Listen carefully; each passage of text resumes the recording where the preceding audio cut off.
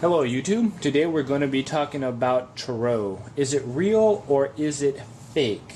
From my experience, I have found tarot to be real, given you put it in the proper context. If you're looking for winning lottery numbers, then you will be disappointed.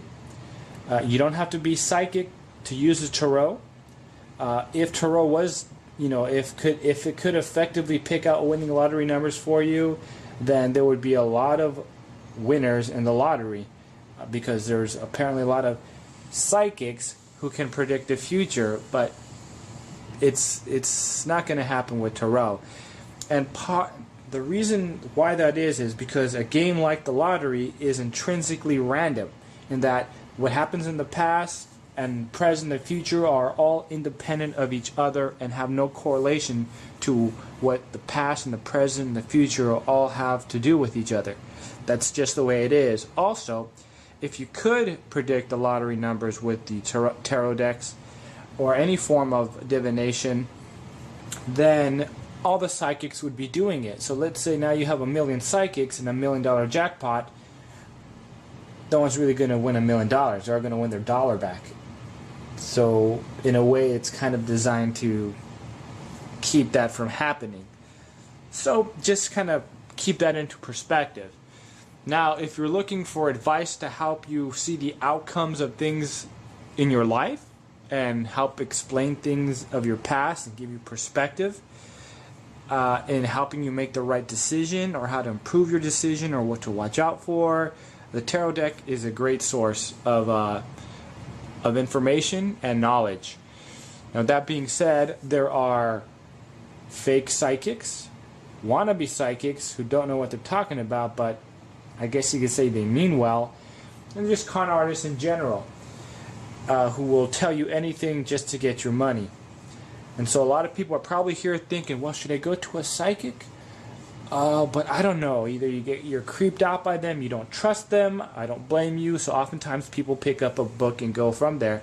And so the question is, well, where do I go from here? I think a good start is you get a nice deck. The good starter decks are the Rider-Waite deck, which is this one. There's actually many different versions of the Rider-Waite deck, and the only difference in it is how they're colored. That's the difference.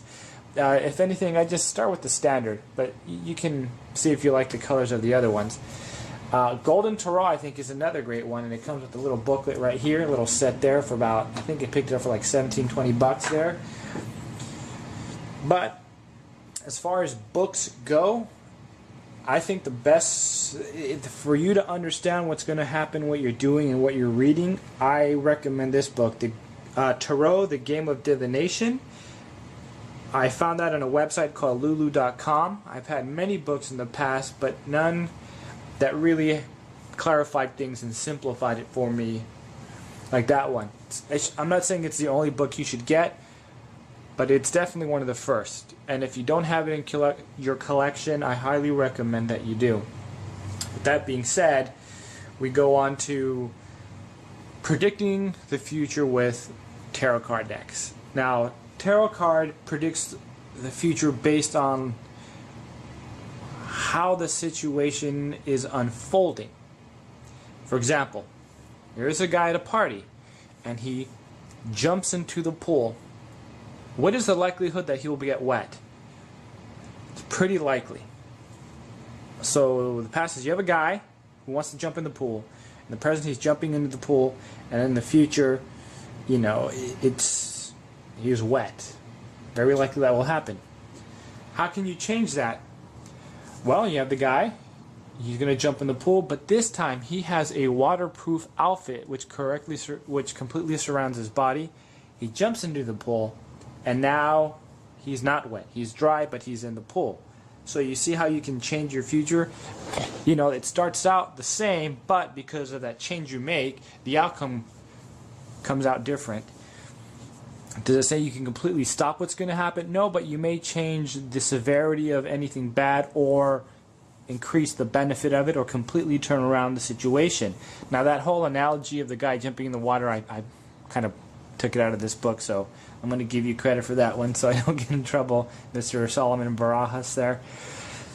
So yeah, so if someone asks you a question, you make a reference to the past, the present, the future, and then you can predict your future based on the events that are occurring. Furthermore, there are ways to interpret it, because if you've never done this before, you're looking at it. Well, how do you get that information out of just looking at the cards? There are interpretations in books that tell you what the cards stand for. Some give you like a list of 80 words for the meaning of one card, which is not helpful at all. Some get close, but they don't really help you put a kind of a more definite, clear meaning. This one actually does a really great job. Common sense, you also need to use common sense when you're doing tarot card readings. I want to make that very clear. So if you have good common sense or are willing to use it, then tarot will help you out immensely, because it gives you like a second opinion sometimes. So it's like advice, and then it kind of spells out what happened in the past, so it helps you understand it. What I don't recommend you use tarot for is getting permission. Let me tell you what I mean by that. When I do readings for people, oftentimes when it comes to doing tarot card readings for women, which is my main clientele base, it's 90% of the time it's a relationship issue, and usually they're having issues with their current relationship and are looking, they met another guy who they're thinking of probably taking off with, usually cheating on the spouse. Now the cards are laid out. Once in a while it'll say, go ahead and jump into this relationship as is without any consequence. Just do it. And so, that's what the cards say. But most of the time, it doesn't say, yeah, go ahead and do it. No. It actually spells out the situation, and usually it'll say something like, well, it's just a passing fancy. You shouldn't act on it because it's going to go nowhere. Or if you want to move on to this new relationship, you need to cut it off with this guy first. That's how it spells it out. And they often don't like that, because you find out most of them were looking for a permission to go do it. They didn't, the consequences of it weren't what they were thinking about. And these are people who are very impulsive and says, no, I want to do it anyway. And then because they went out and they didn't listen to my advice, some have come in the past and told me this, how I know the card was right. They ended up not getting what they were hoping for. It's what the card said. You're not going to get what you wanted. I'm not going to get into specifics. You can get more specific and then kind of vague. Tarot is read off based off the imagery that you see and the interpretations that are given. One way to assess how helpful your psychic is, let's say you get a book, you get familiar with what's going on. Now you go to a psychic. Now this one only does a 3-card spread, but these other books, they give you a more complicated layout. If I were you and you're familiar with one way of doing tarot, you can, at least for starters, you may want to ask your psychic, if you choose to go to one, if you can just do, I just want a simple 3-card spread. That way you're kind of familiar with it. They make the interpretation, and then you kind of have your idea of what's going on, and then you can assess does this person know what they're talking about? Because it's like going to a guy who's in the stock market, an investor, let's say a brand new investor. Let's say you've studied investing and you have an idea, but you don't have the time to completely follow everything that's going on. So let's say, because I know what companies are good, I have an idea of what's good and what's bad, and then now you go to an investor and then he shows you a completely weird portfolio where where'd you get this from? And then you're going to know, well, maybe I don't want to use this guy to invest my money. This is kind of how you want to go about your finding a psychic for your tarot card reader.